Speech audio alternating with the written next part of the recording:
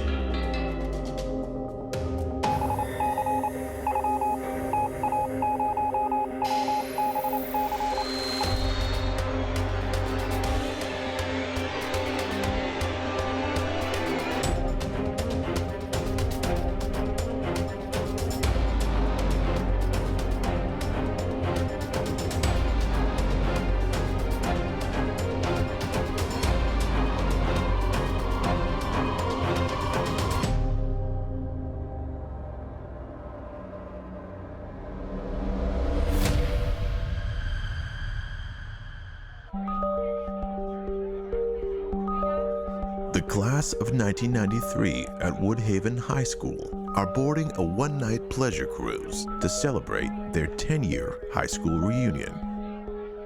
At 316 feet long, with space for over 200 passengers, it's a perfect night for a cruise along the rivers of Pennsylvania. Before social media, classmates didn't tend to keep in touch with each other unless they were very close. So things like high school reunions were so important because that was the only way you could really keep in touch with people and find out what had happened to them all these years. One of the biggest surprises is Nadia Green, who arrives with her handsome husband, Sean Green. So I was told that everyone was amazed when Nadia walked in.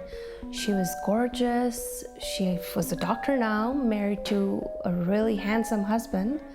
So I guess that was a total surprise to a lot of people. Nadia gets to live out all of our fantasies. She gets to come back as the hottie, right? She gets to come back, shedding off her old nerd persona and just seeming to have it all, to have this amazing life. Nadia grew up in Pittsburgh and wasn't exactly Miss Popular at Woodhaven High School.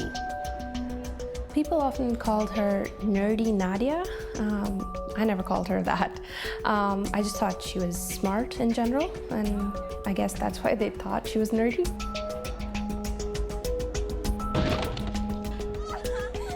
Nadia was bullied a lot in school. They called her Nerdy Nadia because of her braces and big glasses. She was probably a bit smarter than a lot of them as well. And the worst bully of all was that classic mean girl, Helen Turnbull.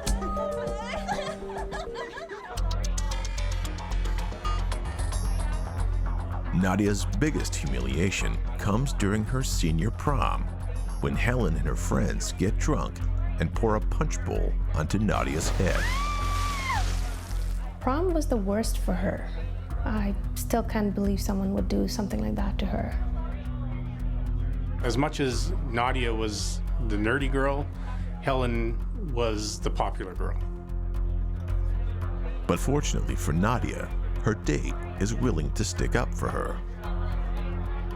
Jordan was Nadia's best friend in high school. He was the one person that had the courage to stand up for her, and she's never forgotten that. She's always thought of him with fondness.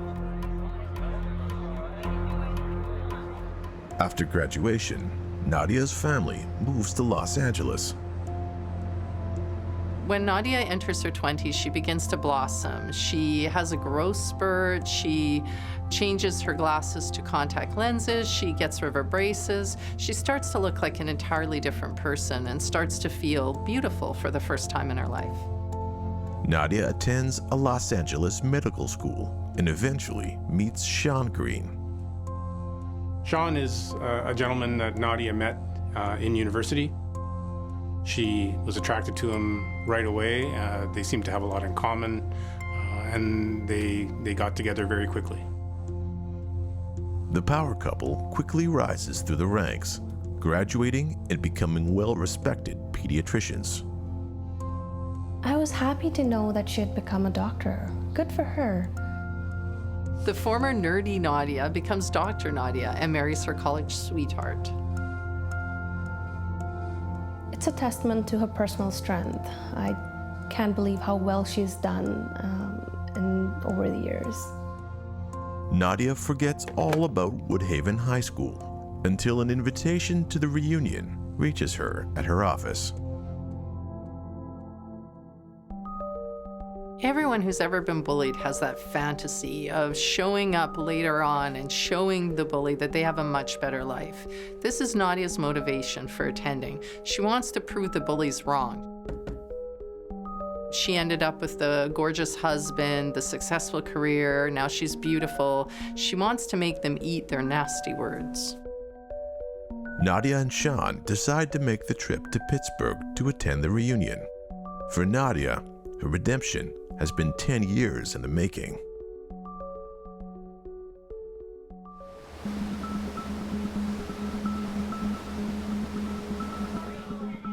Immediately upon arrival, Nadia finds herself at the center of attention and is having the time of her life. One of the most heartfelt reunions on the ship comes when Nadia runs into Jordan Nardiello. Amidst all the people who were cruel to Nadia, there was her one shining light, her friend Jordan, and she's so excited to introduce her husband to this man he's heard so much about.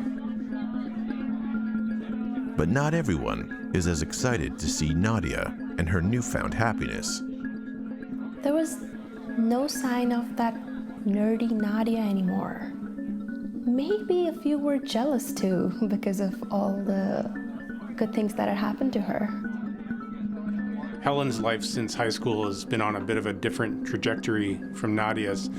She recently lost her job, has been a little bit down on her luck, and has really been looking forward to this reunion so that she could relive her high school glory days. I never really liked Helen.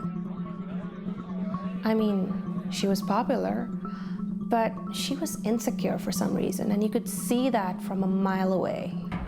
It's probably why she was so mean to people like Nadia. Helen hasn't got over her bullying tendencies. She can't stand to see Nadia having such a good time and being the life of this party. So she actually takes Nadia's old photos over in the hopes of humiliating them. But thankfully, the couple managed to have a good laugh and just take the high road.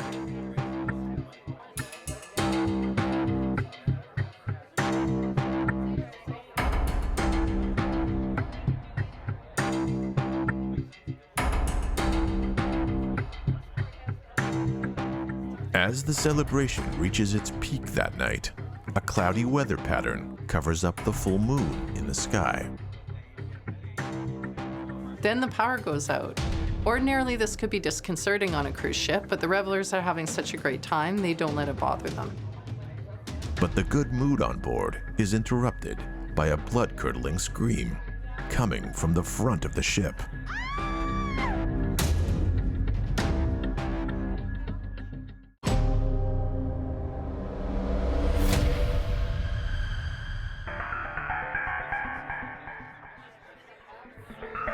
July 12, 2003. Woodhaven High School students are gathering for their 10-year reunion on a luxury pleasure cruise along the rivers of Pennsylvania. The big surprise of the evening is that nerdy Nadia Green has grown up to become Dr. Nadia, along with her handsome husband, Sean. Everyone was amazed when Nadia walked in. She was gorgeous. She was a doctor now, married to a really handsome husband. So I guess that was a total surprise to a lot of people. But while Nadia introduces her husband to her old friends, not everyone is excited to see her, including Helen Turnbull. The former prom queen has grown up into a jealous, unemployed college dropout. But after doing her best to embarrass Nadia, Helen only ends up embarrassing herself and storms off in a jealous rage. But the good mood turns tragic when suddenly the power goes out and the music is replaced by a blood-curdling scream. Woodhaven students follow the crew member holding a flashlight, only to discover a body lying in a pool of blood. Suddenly, the lights turn on, revealing the true horror of what happened.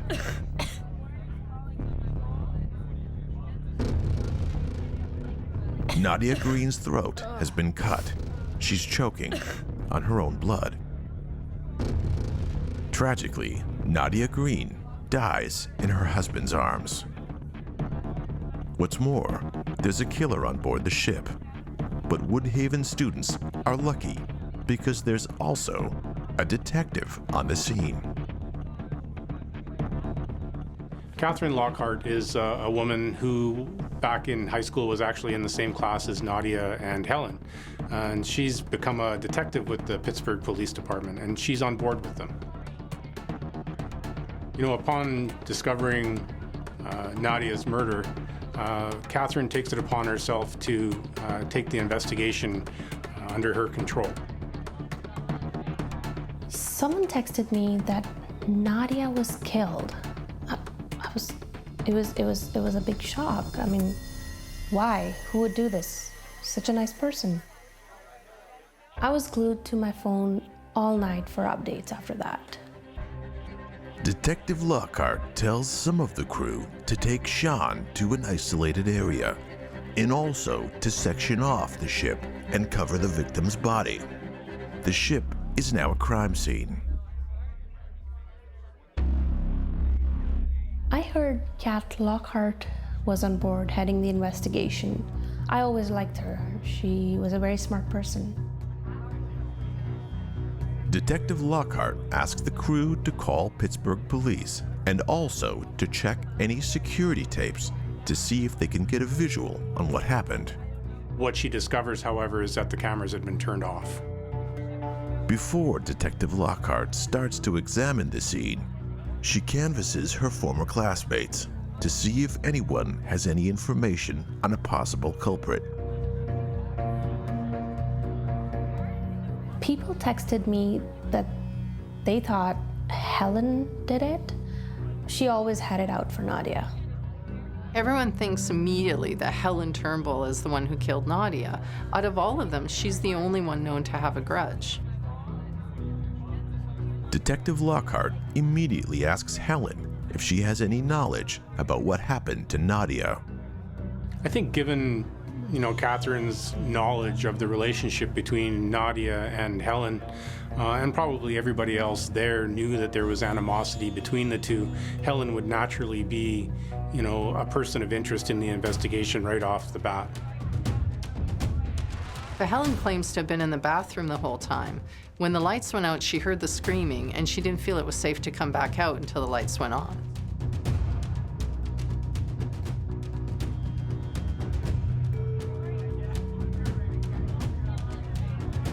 Detective Lockhart returns to the crime scene to examine Nadia's body for clues. Detective Lockhart notices a slash along the base of Nadia's neck. Whoever killed her used a blade of some kind. But then, Lockhart notices something she didn't see before. Upon examining Nadia's body, Catherine discovers that her hand is holding on to a clump of hair. So this is very important evidence for the investigation. It indicates that there's likely been a struggle of some kind, and Nadia was trying to defend herself. After sealing the evidence, Detective Lockhart is approached by a crew member. When the crew member went to investigate, he found that the circuit had been flipped. Now, this could mean it was just an overridden circuit, or perhaps someone did it deliberately.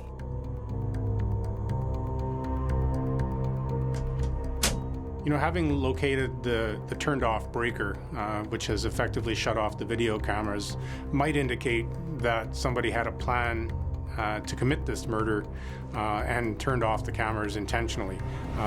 It could have been turned off inadvertently prior to, but that needs to be determined yet. Pittsburgh PD arrived shortly after and helped create a perimeter to the crime scene. With 2 hours before the ship can get back to its home dock, it's up to Detective Lockhart and her colleagues to find out who killed Nadia.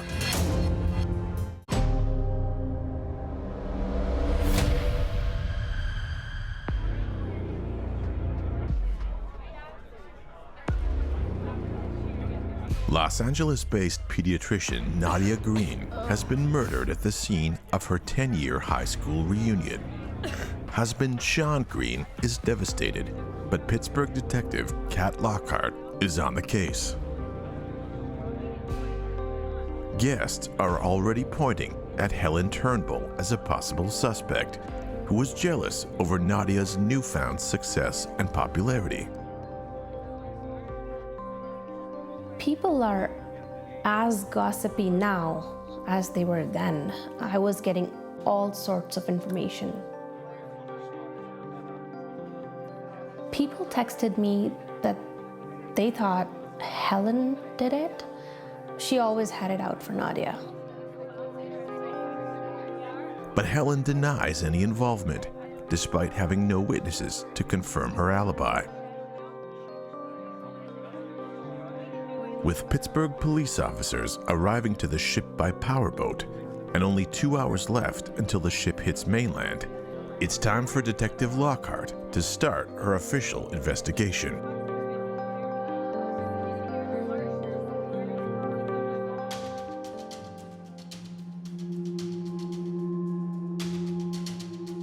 First, Detective Lockhart holds a strategy meeting with her other officers.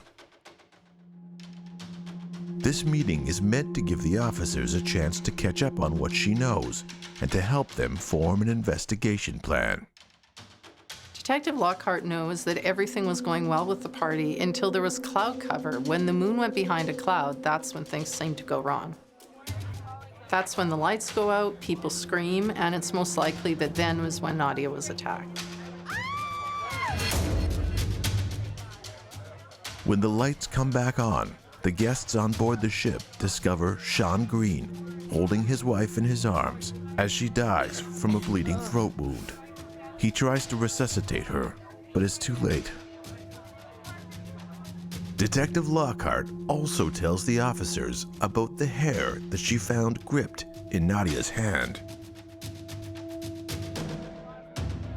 The evidence that Nadia is holding in her hand tells us a lot about our killer. They probably had brown hair, and their hair had to be long enough that she could grab a handful of it. Lockhart tells her fellow officers that if they can find someone with a patch of brown hair missing, they're most likely looking at their killer. Detective Lockhart sends the officers out into the field to start examining the guests. Meanwhile, she decides to conduct a formal interview, the first of the investigation, starting with Helen Turnbull. Someone texted me that Kat was interviewing Helen. I really wish I was in that room. Being a former classmate of Helen and Nadia, Detective Lockhart is familiar with their history. Detective Lockhart saw the feud to develop between Nadia and Helen in high school, so that's what she starts asking. She starts asking Helen where this all originated from. Helen has enough self-awareness to admit it came because she was actually jealous of Nadia. Nadia's great grades and, seemingly higher intelligence made her feel insecure about herself. But even though she admitted that, she said that just because she was jealous of Nadia, that doesn't make her a killer. Helen also reiterates her original alibi, that she was not present in the room during the time the murder occurred. Helen tells Detective Lockhart at the time that she was in fact in the bathroom when this event took place, and it couldn't possibly have been her. Despite this, Detective Lockhart presses her to name any witnesses that can confirm her alibi, as the surveillance footage at the time was unavailable. Helen could not provide names of anyone to corroborate her claim, but Lockhart reluctantly decides to accept her story. But not before doing one last check to her hair. Helen's hair is the same color as the hair that was found in Nadia's hand, when her body was discovered. But there's more to hair than just color. Obviously, it would need to be determined that it is in fact her hair in Nadia's hand, and this can't be done necessarily on the spot. But Helen shows no signs of damage to hair or scalp. Even though Helen looked like the most probable suspect, she wasn't in the room, so there's no way she could be the killer. If she feels guilty about anything, it's probably how she treated Nadia when Nadia was still alive. Before she leaves, Helen wishes Detective Lockhart well on her investigation, offering to help any way she can. Next, Detective Lockhart interviews Nadia's husband, Sean Green. Then I get told that they're interviewing Nadia's husband, Sean. Sean's a bit of an outsider in this scenario, but as far as he can tell, Nadia seemed to get along with everyone except Helen. He can't understand why anyone else would have a motive to kill his wife. As the spouse of the murder victim, Sean is naturally going to be one of the top suspects automatically, just because he's her husband. That's the way it works. So Detective Lockhart is starting to question him. Sean is offended by Lockhart's question and asks if he's being considered as a suspect. People in intimate relationships with murder victims are often initially considered suspects because of the emotional connection and the possibility for these emotions to spill over into violence. And statistically, people that are in these relationships are more likely to have committed the murder than somebody just random. Detective Lockhart's trying to get more answers from Sean, trying to figure out more about what their marriage was actually like. Since they're both pediatricians, she naturally asks if they plan to have children of their own. At this point, Sean got very emotional and asked why he was being interrogated about his wife, who just died in his arms. But there's a method to Detective Lockhart's strategy. If someone's getting emotional, that usually means they're telling the truth. What's more, they're probably not in control of their answers. There's something about the way he answered that heightened Detective Lockhart's suspicions. Finally, Lockhart asks Sean to take off his hat. Sean takes off his hat and reveals a messy but otherwise normal haircut. Even though his hair color matches the sample in Nadia's hand, the length is wrong. But then, Lockhart hears screaming from outside the office. The strangeness of this high school reunion doesn't end with Nadia's death. It turns out they discover another body on board. Suddenly, a Pittsburgh police officer comes into the office and announces they've found another body on board, which means the killer has struck again.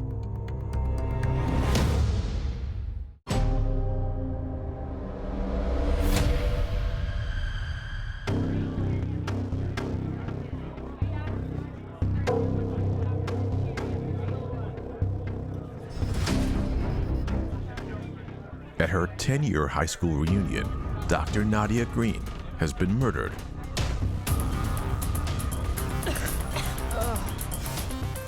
Pittsburgh police detective Kat Lockhart is on the case and notices a clump of brown hair in Nadia's hand.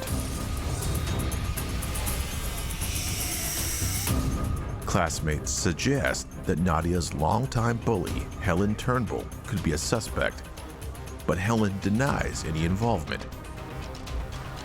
And there's no witnesses placing her at the scene.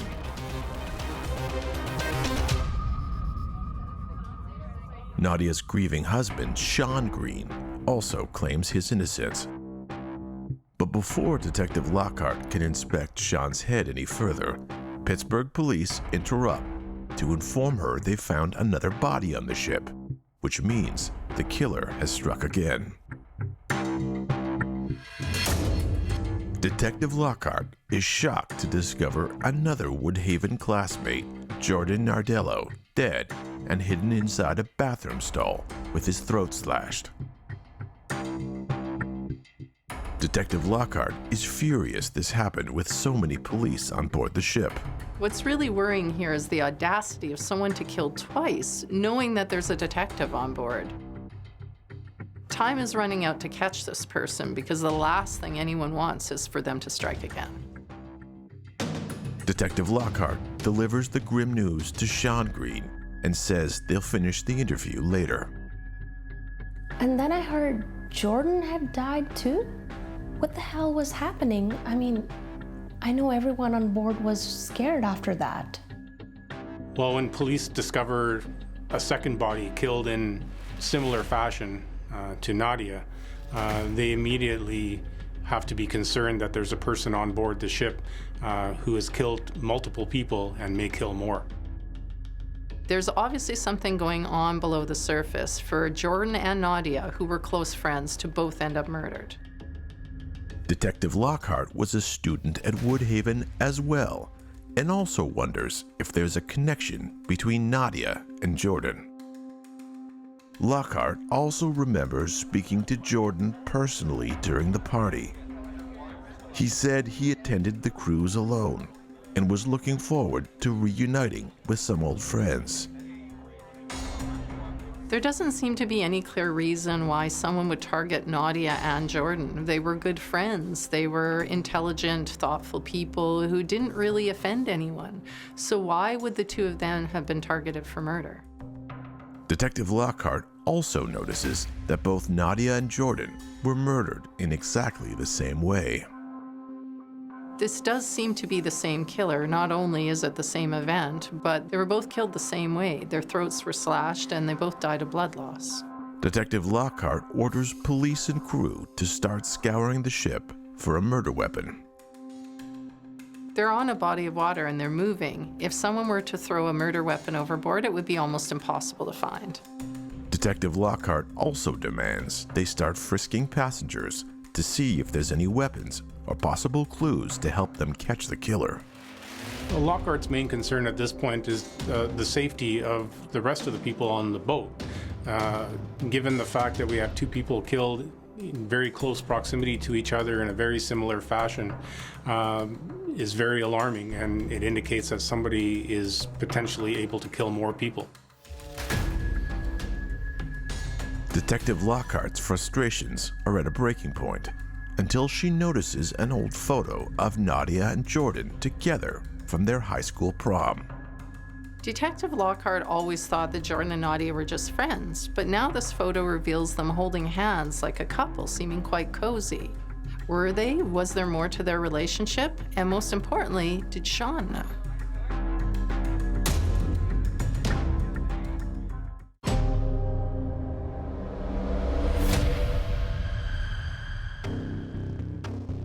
Detective Kat Lockhart is in the process of interviewing Dr. Sean Green regarding the murder of his wife, Dr. Nadia Green, during a high school reunion cruise. Lockhart has found a crucial piece of evidence, a lock of brown hair, clutched in Nadia's hand, which contains DNA that could eventually identify the killer. During the initial interview with Sean, he denies any involvement and reveals that he hasn't lost any hair. But the interview is interrupted when another body is found on board. Jordan Nardello is found murdered in the men's bathroom, also by a lacerated throat.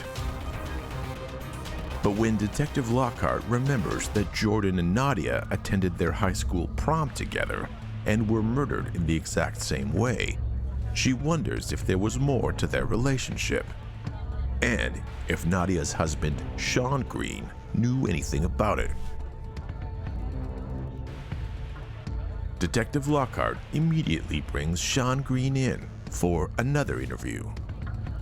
If anyone were to know about Nadia's romantic history, you would think it would be her husband, Sean, but he didn't mention anything about a relationship between Nadia and Jordan in his interview.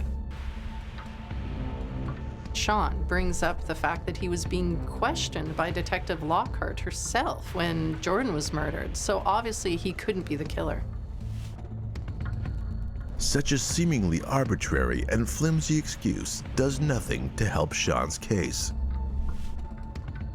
I think the tone of a person's answers when they're being questioned about their involvement in a murder, particularly the murder of their supposedly intimate partner, is very important. So to answer questions sarcastically or flippantly would be suspicious as an investigator. That's something I would take note of, and I would wonder why, beyond the mere shock of having to deal with this type of situation, why would somebody provide such strange answers? Detective Lockhart's suspicions are mounting, and she wants to nail down Sean's whereabouts. She asks him where he was before Jordan was killed. Sean says that he was still extremely upset and reminds Lockhart that he was in the private room he had been escorted to after his wife's death. Detective Lockhart asks the officers if they can confirm this. Pittsburgh police informed Detective Lockhart that there were moments when Sean wasn't being monitored. This would have given him a chance to slip out and murder Jordan without being seen. It would be very unusual for someone who's grieving like the very recent death of their spouse to have the wherewithal to commit murder again. But then Detective Lockhart asks if Sean has any information about a possible romance between Nadia and Jordan. Lockhart shows Sean the photo, but he doesn't react. He simply shrugs and says if they had one, he didn't know about it. And now Detective Lockhart can confirm that she's just caught Sean in a lie, because she knows for a fact that he did know about their relationship. Officers have just found proof from a search through his text messages that he and Nadia had been arguing about attending the reunion. The main point of their argument had been the subject of Jordan. I knew Jordan and Nadia were really close in high school. I assumed they'd lost touch.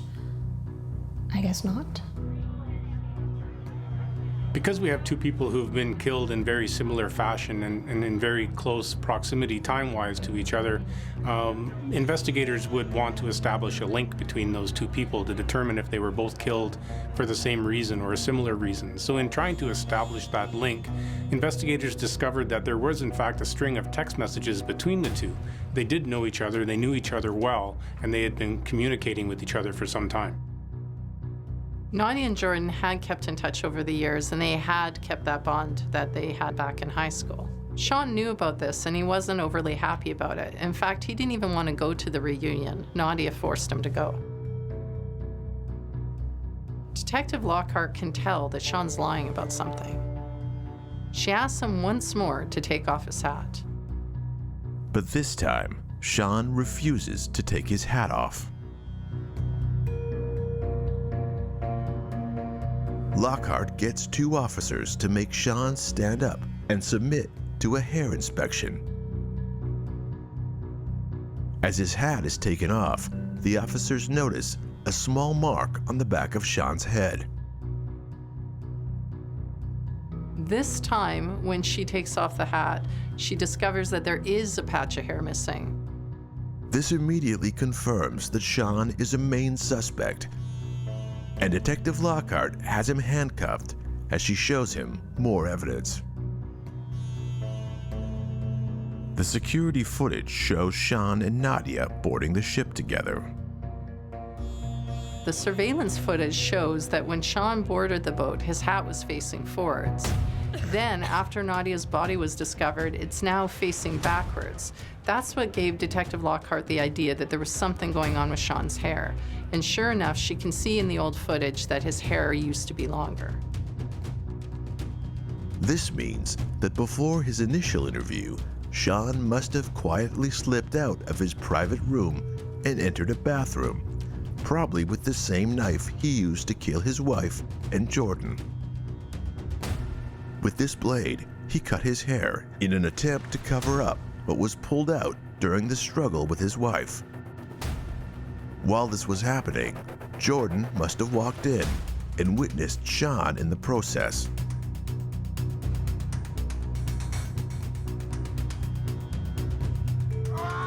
With this new evidence, Detective Lockhart has Sean Green arrested for the murders of his wife Nadia and Jordan Nardello.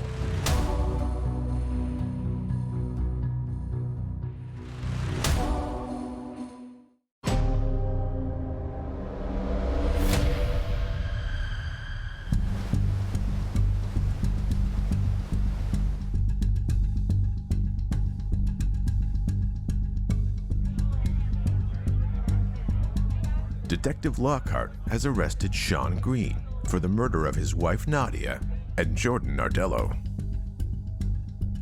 Further evidence reveals even more startling information. The autopsy on Nadia showed something startling. She was actually pregnant. Nadia was pregnant at the time. Poor girl. In hindsight, there may have been clues to this. During their interview, Detective Lockhart notices that Sean's demeanor changes when she asks him about having children. Sean and Nadia wanted to have children, but didn't seem to be able to conceive. Nadia confided in Jordan that they weren't able to have children, and that Jordan then offered to help with the situation. I guess Nadia didn't tell Sean that she had planned to enlist Jordan's help. And then when she discovered she was pregnant, she just let it be known that it was Sean's. Sean then discovered inadvertently that he was in fact infertile, and then discovered it was likely Jordan's baby. This sent him into a rage. He doesn't confront Nadia with this, but yet it's kind of odd that neither one of them tell anyone at the party about their pregnancy. It's almost as if it's an embarrassing secret rather than something they're proud of. So essentially what we've been able to determine is that Sean decided to confront Nadia about the pregnancy and about the fact that he was unable to conceive a child himself.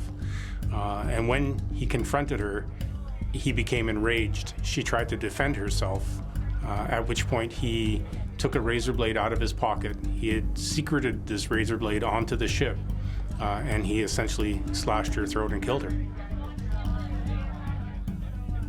In the process of killing Nadia, she tried to defend herself against Sean, at which point she grabbed a clump of his hair, pulling it out, and that's the hair that was found at the time her body was discovered.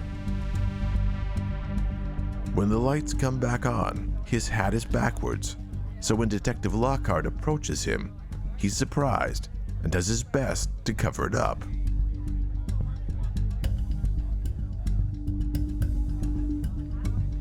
Then, after sneaking away from police, he enters the men's bathroom to cut his hair, but runs into Jordan.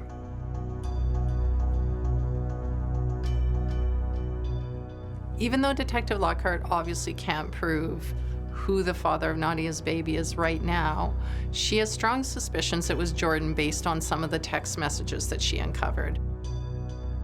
When Jordan inadvertently stumbles upon Sean trying to cover up his initial crime, Sean panics and attacks him.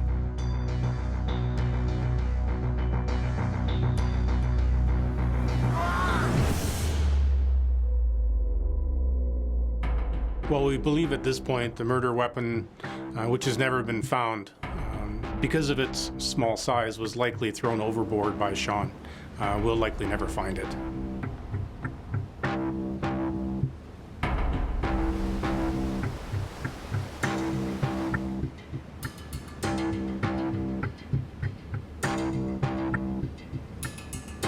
That's when he's approached by police to do the interview with Detective Lockhart.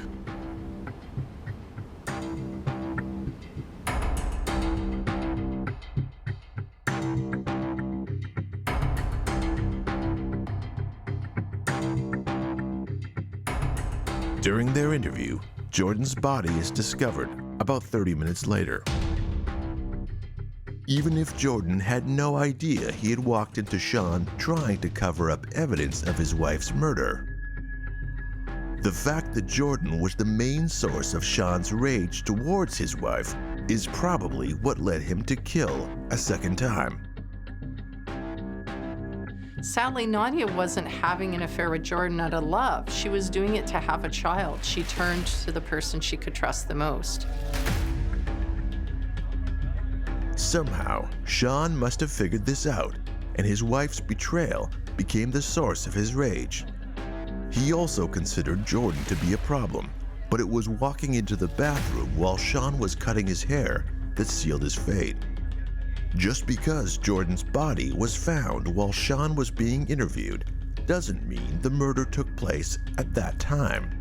This obliterates Sean's flimsy alibi that Jordan was murdered while he was with Detective Lockhart. Sean Green is put on trial for the murders of Nadia Green and Jordan Nardello. Sean is convicted of murder in the first degree for Nadia Green and second degree for Jordan Nardello.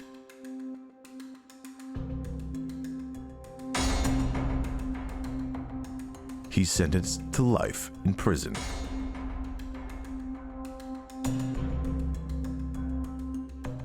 The fact that Sean was convicted for the murders does nothing to stop the pain of losing Jordan and Nadia.